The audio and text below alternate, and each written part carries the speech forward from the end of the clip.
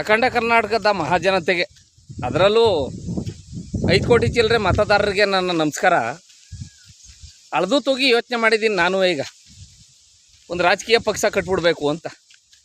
ಯಾಕೆಂದರೆ ಹೇಳಿ ಕೇಳಿ ಗ್ಯಾರಂಟಿಗಳ ಭರಾಟೆ. ಜನಗಳಿಗೇನು ಖಾಸಗಿ ಶಾಲೆಗಳ ರೀತಿ ನಮ್ಮೂರಿನ ಸರ್ಕಾರಿ ಶಾಲೆಗಳಾಗೋದು ಬೇಡ. ರಾಜಕಾರಣಿಗಳು ಬರೀ ಮೈಕೈ ನೋವು, ತಲೆನೋವು, ಜ್ವರ ಅಂದರೆ ಅಪೋಲೋ ಆಸ್ಪತ್ರೆಗೆ, ಮಣಿಪಾಲ ಆಸ್ಪತ್ರೆಗೆ ಹೋಗ್ತಾರೆ. ಆ ರೀತಿ ಇವರು ಶ್ರೀಮಂತರಾಗೋದು ಬೇಡ. 100 TMC ಸಮುದ್ರಕ್ಕೆ ನೀರು ವ್ಯರ್ಥವಾಗಿ ಹರಿದೋಯ್ತಾ ಇದೆ. ನೀರಾವರಿ ಆಗೋದು ಬೇಡ. ಉದ್ಯೋಗ ಅವಕಾಶಗಳು ಹೆಚ್ಚಳ ಆಗೋದು ಬೇಡ. ನೆಮ್ಮದಿಯಾಗಿ ರೈತ ಬದುಕೋದು ಬೇಡ. ಗ್ಯಾರಂಟಿಗಳು ಕೊಟ್ಟರೆ ಯಾರಿಗೆ ಬೇಕಾದ್ರೂ ಓಟ್ ಹಾಕ್ತಾರೆ.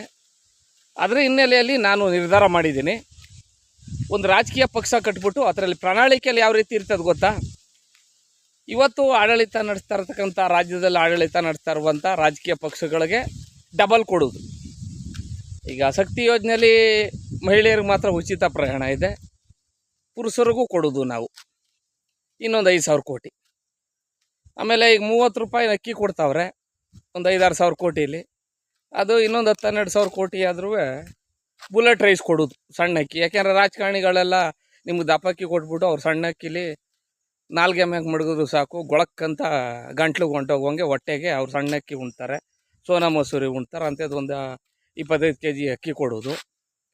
ಇನ್ನು ಗೃಹ ಜ್ಯೋತಿ ಇದೆಯಲ್ಲ, 200 ಯೂನಿಟು 150 ಯೂನಿಟು ಫ್ರೀ ಅನ್ನೋದು ಬದಲಾಗಿ ಮೀಟ್ರೇ ಇಲ್ದಂಗೆ ಮಾಡೋದು. ಯಾವ ಮನೆಗೂ ಕಿತ್ತಿಯಲ್ಲೆಲ್ಲಾರ ನಿಮ್ಮ ಮನೆಗಳಲ್ಲೇ ಮೂಲೆಯಲ್ಲಿ ಬಿಸಾಕ್ಬಿಡೋದು, ನಿಮ್ಮ ಇಷ್ಟ ಬಂದಂಗೆ ಬಳಸಿ ಅಂತ. ಅದೊಂದು. ಇನ್ನು ಗೃಹಲಕ್ಷ್ಮಿ 2,000 ಕೊಡ್ತಾರೆ ಮಹಿಳೆಯರಿಗೆ ಮಾತ್ರ, ನಮಗೇನು ಕೊಡ್ತಾಯಿಲ್ಲ. ನಮ್ಮ ತಾವು ಕಿತ್ತಿ ಅವ್ರ ತಾವು ಕೊಡ್ತಾವ್ರೆ, ನಮ್ಮ ತಾವು ಕಿತ್ತು ಅವ್ರ ತಾವು ಕೊಡ್ತಾರೆ ಅಂತ ಜನ ಬೇಜಾರು ಮಾಡ್ಕೋತಾರೆ. ಅದಕ್ಕೇನು ಮಾಡೋದು, ಭಾನುವಾರ ಬತ್ತಿದ್ದಂಗೆ ಸದ್ಯಕ್ಕೆ ಫಸ್ಟ್ ಏಡ್ಗೆ ಅಧಿಕಾರ ಕೊಟ್ಟರೆ ಒಂದು 500 ರೂಪಾಯಿ ಭಾನುವಾರ ಬೆಳಗ್ಗೆ 6 ಗಂಟೆಗೆ 500 ರೂಪಾಯಿ ಪುರುಷ ಮತದಾರರ ಖಾತೆಗೆ ಹೊಂಟೋಗುವಂಗೆ. ಯಾಕೆಂದ್ರೆ ಅದು ಕೋಳಿ ತರಬೇಕಲ್ಲ, ಅದಕ್ಕೆ. ಅದಾದಮೇಲೆ ನೀವು ಹೋಗಿ 500 ರೂಪಾಯಿ ಮೆಸೇಜ್ ಬತ್ತಿದ್ದಂಗೆ ಹೋಗಿ ಒಂದು ಕೋಳಿ ತಂದು ಕೊಟ್ಬಿಟ್ಟು ಬಿರಿಯಾನಿ ಕಬಾಬ್ಗೆ, ಆಮೇಲೆ ಹೋಗಿ ಪಡಿತರ ವ್ಯವಸ್ಥೆಯಲ್ಲಿ ಹೋಗಿ ಬೆಳ್ಳು ಕೊಟ್ಬಿಡಿ, ಅಲ್ಲೊಂದು ಕ್ವಾಟ್ರ್ ಎಣ್ಣೆ ಕೊಡ್ತಾರೆ, ತಗೊಬಿಡಿ, ಅದು ಮುಗೀತು. ಇನ್ನು ಯುವ ನಿಧಿ ಇದೆಯಲ್ಲ, ಅದು ಈ ಇಸ್ವಿ ಏನಿಲ್ಲ, ಯಾರೂ ಕೆಲಸಕ್ಕೆ ಹೋಗ್ತಾ ಇಲ್ಲ.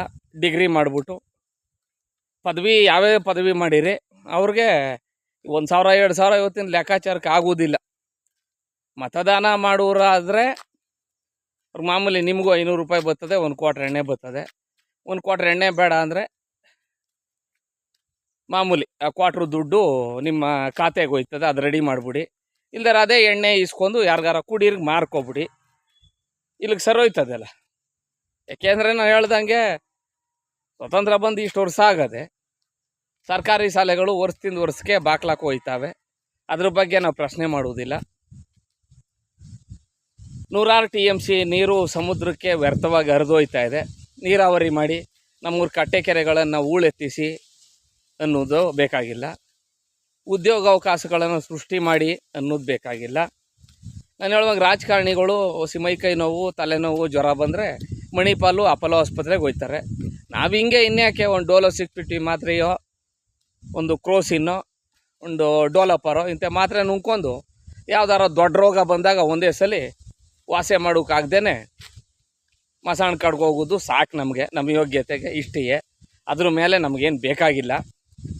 ಹಂಗಾಗಿ ನೋಡಿ, ಯಾಕೆಂದರೆ 500 ರೂಪಾಯಿ ಮಾತ್ರ ಕೊಡೋಕ್ಕಾಗೋದು. ಈಗ ಒಂದ್ಸಲ ಒಂದು ಅಧಿಕಾರ ಕೊಟ್ಬಿಟ್ಟು ಮತ್ತೊಂದು ಸಲ ಅಧಿಕಾರ ಕೊಟ್ಟಾಗ ಬೇಕಾರೆ 1,000 ಹಾಕುವಂಗಾಯ್ತದೆ ಮಟನ್ಗೆ.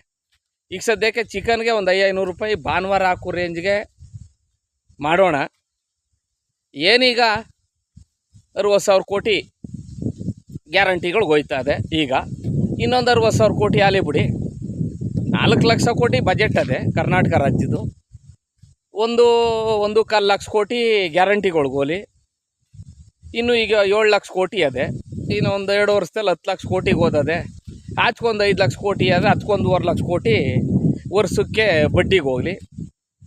ಇನ್ನು 1.25 ಲಕ್ಷ ಕೋಟಿ ಸರ್ಕಾರಿ ನೌಕರರ ಸಂಬಳ, ವೇತನ ಹೆಚ್ಚಳ ಇತ್ಯಾದಿ ಮಗದೊಂದಕ್ಕೆ ಹೋಗಲಿ. ಇನ್ನು ಅಭಿವೃದ್ಧಿಗೆ ಏನು ದುಡ್ಡು ಬೇಡವಲ್ಲ, ಎಲ್ಲ ಗ್ಯಾರಂಟಿ ಕೊಡುವಾಗ ಯಾಕೆ ಅಭಿವೃದ್ಧಿ? ಹಂಗಾಗಿ ನೋಡಿ, ಸುಮ್ಮನೆ ಯಾರು ದುಡಿದು ಬೇಡಿ. ಮನೇಲಿರೋ ಗಂಡ ಹೆಂಡ್ತಿ ಮಕ್ಕಳು ಯಾರು ದುಡ್ದು ಮೈಕೈ ನೋವು ಮಾಡಿಸ್ಕೊಂಡು ಬೆವ್ರು ಸೂಸ್ಕೊಂಡು ಏನು ದುಡಿದು ಬೇಡಿ. ಈ ಥರ ಪ್ರಣಾಳಿಕೆಯಲ್ಲಿ ಇರ್ತದೆ. ಬಹುಶಃ 2027 ಮಧ್ಯಭಾಗದಲ್ಲಿ ಪಕ್ಷವನ್ನು ಘೋಷಣೆ ಮಾಡೋಣ. ಆಮೇಲೆ ಚುನಾವಣೆಗೆ ಮೊದಲು ದುಡ್ಡು ಕೊಡೋಕ್ಕಾಗೋದಿಲ್ಲ, ಯಾಕೆಂದರೆ ನನ್ನ ಹತ್ರ ದುಡ್ಡು ಇಲ್ಲೂಕ್ಕೂ ಇಲ್ಲ. ಪಕ್ಷ ನೋಂದಾವಣಿ ಮಾಡಬೇಕಾದ್ರೆ ಯಾರ ತವಾರ ಭಿಕ್ಷೆ ಎತ್ತಬೇಕಾಯ್ತದೆ. ನಿಮ್ಮ ಕೈಲಿ ಇದ್ದಷ್ಟು ಕೊಡ್ರಪ್ಪ ಅಂತ. ಯಾಕೆಂದರೆ ಮತದಾನಕ್ಕೆ ಹಿಂದೆ ಮತವನ್ನು ದಾನ ಮಾಡ್ತಿದ್ದೋ, ಒಟ್ಕನ್ನ ತಿನ್ನೋರು, ಜನತೆಯ ತೀರ್ಪು ಜನಾರ್ದನ ತೀರ್ಪು ಅಂದ್ಕೊಂಡು ಕಣ್ಣಿಗೊತ್ಕೊಂಡು ಮತದಾರ ಪ್ರಭುಗಳು ಅಂತಿದ್ರು. ಅವರು ಅಷ್ಟೋ ಇಷ್ಟೋ ಅಭಿವೃದ್ಧಿ ಮಾಡಿದ್ರು. ಈಗಿನವ್ರೇನಿಲ್ಲ, ದುಡ್ಡು ಬೀಸಾಕು ಓಟ್ ಹಾಕ್ತಾರೆ, ಏನೂ ಲೆಕ್ಕತಿಲ್ಲ ಅವರೇ. ಹಂಗಾಗಿ ಹಿಂದೆ ಪಕ್ಷಾತೀತವಾಗಿ 25,000 ಕೋಟಿ ರೈತರ ಸಾಲ ಮನ್ನಾ ಮಾಡಿದ್ರಲ್ಲ ಕುಮಾರಣ್ಣವರು, ಆ ರೀತಿ 5 ಕೋಟಿ ಮತದಾರರಿಗೆ ನೀವು ಯಾವ ಪಕ್ಷಕ್ಕಾರ ಓಟ್ ಹಾಕಿರಿ, ನಾನು ಸ್ಥಾಪನೆ ಮಾಡೋ ಪಕ್ಷಕ್ಕಾರ ಓಟ್ ಹಾಕಿ ಅಧಿಕಾರಕ್ಕೆ ತಂದಿರಿ ತರದೇ ಇರ್ರಿ. ತಮಿಳ್ನಾಡಿನ ವಿಜಯ್ ಥರ ಕೊರತೆ ಏನು ಮಾಡಬೇಡಿ. ಬಂದ ಮೇಲೆ ಎಷ್ಟು ಬರಬೇಕು, ಈಗ 113 ಅಲ್ವೇ, ಒಂದು 125 130 ಬಂದ್ಬಿಡ್ಬೇಕು. ಅವ್ರ ತಾವು ಆಗೋದಿಲ್ಲ, ಬೇರೆಯವ್ರ ತಾವು ದಾಕ್ಷಣ ಬಸ್ರಾಗ ಎರುಗ್ತಾವಿಲ್ಲ ಅನ್ನುವಂಗೆ ಬೇರೆ ಯಾರೋ 2 ಜನ 3 ಜನ 4 ಜನ ಗೆದ್ದಿರು ಕಟ್ಕೊಂಡು ಆಡೋಕ್ಕಾಗೋದಿಲ್ಲ.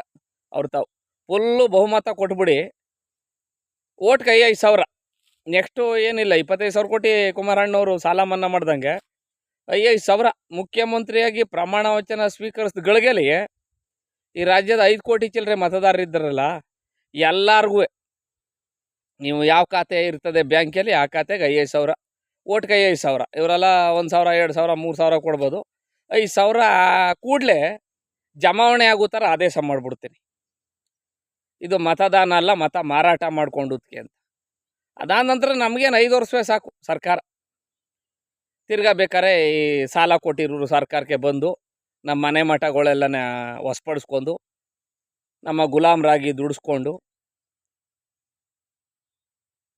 ನಮ್ಮ ಹೊಲ್ಗಳಲ್ಲಿ ನಾವೇ ದುಡಿದು ಅವ್ರಿಗೆ ಪ್ಯಾಕ್ ಮಾಡಿ ಕಳಿಸಿ ನಮ್ಮ ಮನೆಗಳಲ್ಲಿ ಇರೋದಕ್ಕೆ ನಾವೇ ಬಾಡಿಗೆ ಕಟ್ಟಿ ಕಾಲ ಕಳೆದ್ರೂ ಆಯ್ತದೆ. ಆಮೇಲೆ ಒಂದು 5 ವರ್ಷ ದುಡ್ದಾದ್ಮೇಲೆ ಒಂದು 5,000 ಕೋಟಿ ಮಾಡ್ಕೊಂಡು ದುಡ್ಡ ಅಲ್ಲೆಲ್ಲಾರ ಹೋಗಿ ಮಲೇಷ್ಯಾ, ಸಿಂಗಾಪುರು, ಹಾಂಗ್ಕಾಂಗು, ಜಪಾನು, ಜರ್ಮನಿ, ಅಮೇರಿಕಾ ಇಂಥ ಹೋಗಿ ಯಾವ್ದಾರ ಬಿಸ್ನೆಸ್ ಮೇಲೆ 1,00,000 ಕೋಟಿ ಅಲ್ಲಿ ಜಮೀನು ತೆಗೆದು ಯಾವುದಾದ್ರೂ ಒಂದು ವ್ಯಾಪಾರ ವಾಣಿಜ್ಯ ವ್ಯವಹಾರ ಮಾಡ್ಕೊಂಡು ಕಾಲ ಕಳ್ಕೋದ್ರೂ ಆಯ್ತದೆ. ಈ ರಾತ್ರಿ ಸುಮಾರು ಜನ ಸಾವಿರಾರು ಕೋಟಿ ಇಲ್ಲಿ ಸಾಲ ಮಾಡಿಬಿಟ್ಟು ದೇಶ ಬಿಟ್ಟು ಹೊಂಟೋದ್ರು. ಅವ್ರನ್ನ ಹಿಡ್ಕೊಬರೋಕಾಯ್ತಾ ಈ ಸರ್ಕಾರಗಳು? ಆಗಲಿಲ್ಲ. ಹಂಗೆ ಊರ ಮೇಲೆ 3 ಬಿದ್ದರು ಸಾನ್ಬಾಗ್ರಿಗೇನು ಅನ್ನುವಂಗೆ ಎಷ್ಟು ಸಾವಿರ ಕೋಟಿ ಸಾಲ ಅಲ್ಲಿ, 8 ಲಕ್ಷ ಕೋಟಿ ಸಾಲ ಅಲ್ಲಿ, ಅದು ಕಟ್ಕೊಂಡು ನಮಗೇನು ಅಧಿಕಾರಕ್ಕೆ ಬರಬೇಕು, ಮುಖ್ಯಮಂತ್ರಿಗಳು ಮಾಜಿ ಮುಖ್ಯಮಂತ್ರಿಗಳು ಅಂತ ನಮ್ಮ ಹೆಸರು ಮುಂಚಾರ ಬಂದ್ಬಿಡ್ಬೇಕು, ಒಂದಷ್ಟು ಕೆರ್ಕೋಬೇಕು, ಹೋಗಿ ಎಲ್ಲರೂ ಫಾರಿನಲ್ಲಿ ಸೆಟ್ಲ್ ಆಗಿಬಿಡ್ಬೇಕು. ನಂತರ ಬೇಕಾದ್ರೆ 1947 ಪೂರ್ವದ ಪರಿಸ್ಥಿತಿ ಇತ್ತಲ್ಲ, ಬ್ರಿಟಿಷ್ನವರು ಭಾರತಕ್ಕೆ ಬಂದರು, ಸಾಂಬಾರು ಪದಾರ್ಥಗಳನ್ನ ವ್ಯಾಪಾರ ಮಾಡ್ತೀವಿ ಅಂತ. ಇಲ್ಲಿ ಸುಮಾರು ವರ್ಷ 200-300 ವರ್ಷ ದೇಶನೇ ಆಳಿದ್ರಲ್ಲ, ಹಂಗೆ ಯಾರಿಗಾರ ವಹಿಸ್ಬಿಡ್ಮ ದುಡ್ಡು ಕೊಟ್ಟವ್ರಿಗೆ. ಇನ್ನೇನು ಈಗ ಬ್ಯಾಂಕಲ್ಲಿ ಸಾಲ ಕೊಟ್ಟಿರ್ತಾರೆ, ನಮ್ಮ ಜಮೀನು ಮೇಲೋ ಮನೆ ಮೇಲೋ ಬಿಟ್ಬಿಟ್ಟಾರ ಅವರು. ಸಾಲ ತೀರಿಸಲಿಲ್ಲ ಅಂದ್ರೆ ಏನು ಮಾಡ್ತಾರೆ? ಜಪ್ತಿ ಮಾಡ್ತಾರೆ, ಜಮೀನು ಅರೋಜ್ ಹಾಕ್ತಾರೆ, ಮನೆ ಅರೋಜ್ ಹಾಕೋತಾರೆ. ಹಂಗೆ ಇವ್ರೂ ಲಾಸ್ಟ್ಗೆ Vidhana Soudha, Lalbagh, Cubbon park, high court ಎಲ್ಲನೇ ಅವ್ರಿಗೆ ವಶಪಡಿಸ್ಕೊಳ್ಳಿ. ಪ್ರತಿಯೊಂದಕ್ಕೂ ಸಾಲ ಕೊಟ್ಟಿರೋರು ಇಂತಿಷ್ಟು ದುಡ್ಡು ಕೊಡಿ ಎನ್ನಲಿ, ಕೋರ್ಟು ಕಚೇರಿ ಅಲೆದಾಟ ಮಾಡೋಕ್ಕೆ. ಈಗ ಯಾವ್ದಾರ ಅಂಗಡಿಗಳಿಗೆ ಬಾಡಿಗೆ ಕೊಟ್ಟಂಗೆ ವಿಧಾನಸೌಧಕ್ಕೆ ಎಲ್ಲದನ್ನೂ ಒಟ್ಟಿನಲ್ಲಿ ಮಾರ್ಕೊಂಡು ಕೇರ್ಕೊಂಡು ನೀರು ಕುಡಿದ್ಬಿಟ್ಟು ಹೊಂಟೋಮ. ಯಾಕೆಂದ್ರೆ ನಮ್ಮ ಯೋಗ್ಯತೆ ಏನು? ನಾನು ಹೇಳುವಂಗೆ ಗುಣಮಟ್ಟದ ಶಿಕ್ಷಣ ಬೇಡ, ಗುಣಮಟ್ಟದ ಆರೋಗ್ಯ ಬೇಡ, ನೀರಾವರಿ ಬೇಡ, ರೈತ ನೆಮ್ಮದಿಯಾಗಿ ಬದುಕೋದು ಬೇಡ, ನಮ್ಮ ಮಕ್ಕಳಿಗೆ ಒಳ್ಳೆ ಭವಿಷ್ಯವನ್ನು ರೂಪಿಸೋದು ಬೇಕಾಗಿಲ್ಲ. ಯಾರು 100 ರೂಪಾಯಿ ಹೆಚ್ಚಿಗೆ ಕೊಡ್ತಾನೆ ಅವ್ನಿಗೆ ಓಟ್ ಹಾಕ್ತೀವಲ್ಲ ನಾವು. ಈಗ 500 ರೂಪಾಯಿ ಯಾರೋ ಕೊಟ್ಟಿರ್ತಾನೆ, 600 ರೂಪಾಯಿ ಕೊಟ್ಟರೆ ಏನು ಮಾಡ್ತೀವಿ ಹೇಳಿ? ಅಯ್ಯೋ 600 ರೂಪಾಯಿ